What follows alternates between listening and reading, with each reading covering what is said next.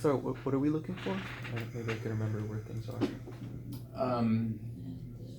Essentially, you know, again, when we're kind of running the numbers, what we're finding is, yes, we can lock in long-term prices for energy costing that are attractive using solar.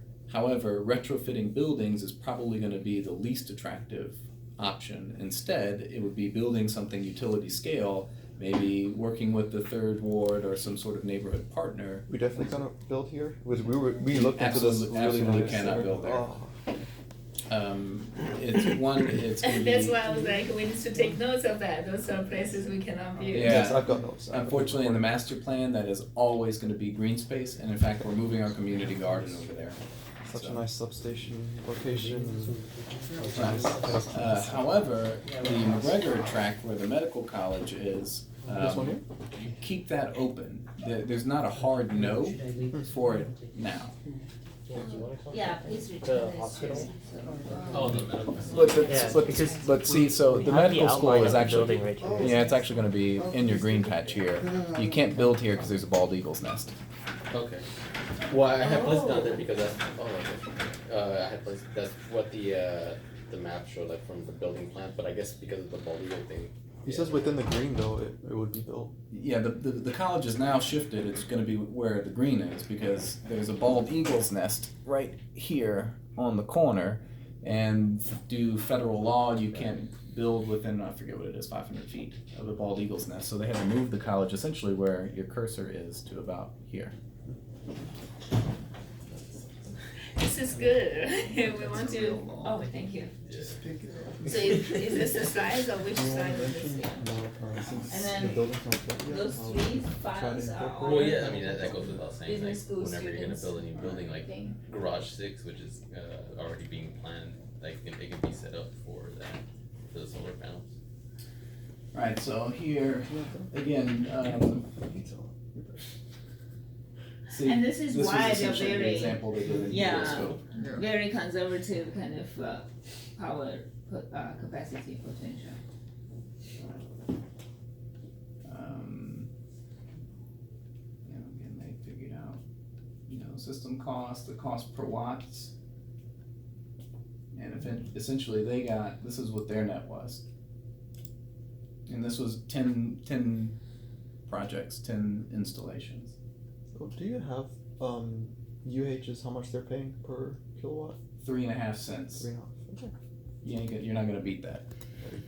So here's their localized cost of energy, right? So they're at 7.5 cents for their cheapest, you know, 10 cents for their most expensive.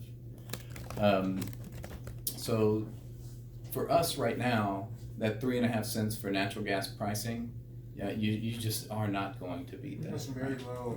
It's very low. Very, very low. So what we're trying to argue is it's not going to stay 3.5 cents forever, right? We know there's going to be, maybe with a change of administration, different regulations on you know, non-renewable power at some point. We know that right now we're reaping the benefits of the Permian Basin and fracking, and eventually that's going to slow down, right? So the argument here is, you know, 7.5 cents over a 10-year period is still very cheap. So this is like the cheapest is 7.48. Right. So I mean, even before this, we were paying about 5.5 cents. You know, so until we can shave that lower, here's the exciting part, right? Again, I think we get stuck in thinking of what's achievable now, but we're not thinking about what's achievable 5 years from now.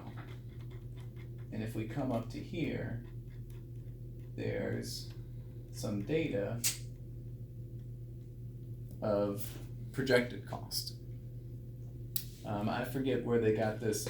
IRENA, it's an international renewable energy study, essentially. And what they're saying is,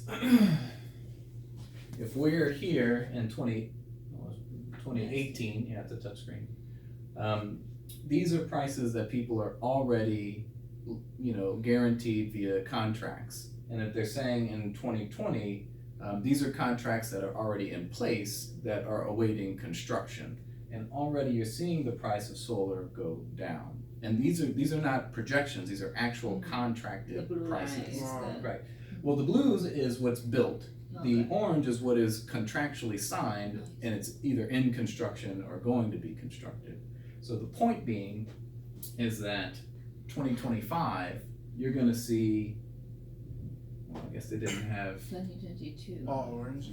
they don't have natural gas on there, but you'll see natural gas is bottoming out, right? And it will pick back up while solar continues to go down. Once that price curve changes, your project looks much more attractive. Make sense? Yeah.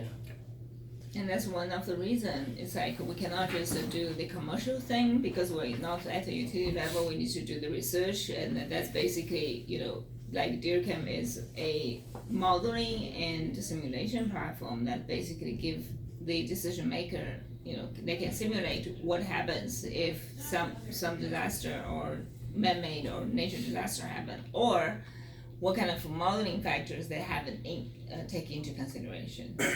Like for most of the campus, most of the K-12, like they have one building, one building, so they don't have multiple building like a higher education institution like UH campus. Right now, we don't, so it's like in the modeling simulation platform, that's a research area. And then we can actually, it's like not only National Science Foundation fund that, DOE and DOD all fund this kind of research. It's basically how we can do a predictive modeling thing based on data. So that is the data we don't have because most of the data is coming from the utility company, is accumulated, aggregated thing.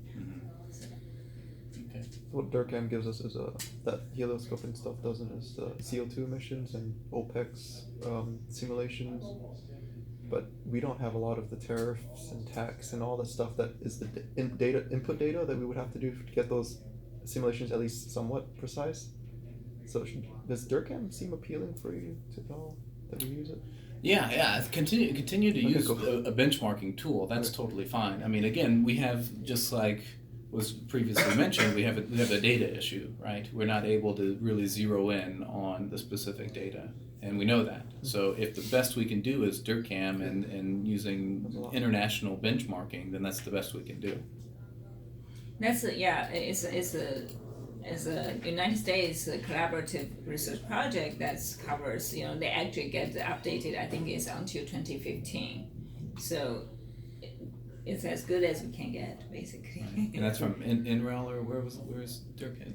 DERCAM is from the, Use that. That's going to be the best data available other than the actual data. Yeah, and then I know that we do have some solar panel modules on the central plant, and there's like 88 modules there by Scott Solar, and so I ran a helioscope for that. We have the actual data from those for 2 years. I averaged it out. It's like 27,000 kilowatt hours, or 27.5 that it's produced from 2017 to 2018, January through December. And then I used helioscope to basically, I got a Scott Solar, it's like the 210 TM, or that's this specification, and helioscope was giving me like the estimated annual production is 22.2 kilowatt hours.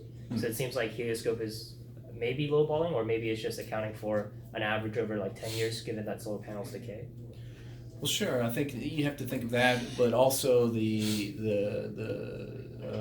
solar, the peak solar production varies. I mean, helioscope is going to use an average, right? Whereas you're looking at actual data where we could have had an unusual number of cloudy days in February that impacted the overall total. Whereas helioscope's not going to take that into account because, Well, then I guess for the past 2 years, we must have had an unusual amount of sunny days. Correct. Yeah. Right. So that's where that's where the actual data is more useful because it's real time. It's real. Yeah, and then I guess feedback. Given that you said estimate is like 2022 or 2023, that's when the solar pricing will drop. Or I don't know for sure. What I know is one, we need a change of our federal administration. We need different policies in place at, But I a, think, at a like, different level for one. ultimately, That's not gonna happen until 2020, hopefully. yeah, and then by 2020 or 2022, we'll have like another 4 years of data from the solar panels, and so then we can see whether it's actually just a chance that it's like too sunny that year, or if it seems like a continuing trend. What was the margin? What was the difference? I don't know percentage wise, but it's like 5,000 kilowatt difference. Okay. Yeah, if it's less than 1%, you know, I mean, we're not, that's not a big deal. Yeah. That's not significant. It's about 80%. difference, Okay. actually. No, 20%. 80% closeness. Thanks so much, Mike. Sure. And somebody is waiting for this room. Yeah, That's yeah, why I was that's like, fine. let's get out. I mean, look, y'all are doing fantastic work. Please keep this up. I'm really excited to see, again, you know, this over the long term. I think. So another question we want to ask is like how much we can push for the data. Like before you have this address issue, and do we have better kind of communication with them now? You know, so Or the whole I thing. have I've hit a bunch of roadblocks. So what I'm doing is come August and September, I'm gonna pull in a data, and I should be able to have better data. But you gotta wait. That's fine. Yeah, I was just, but on the other hand, if you need anything from us,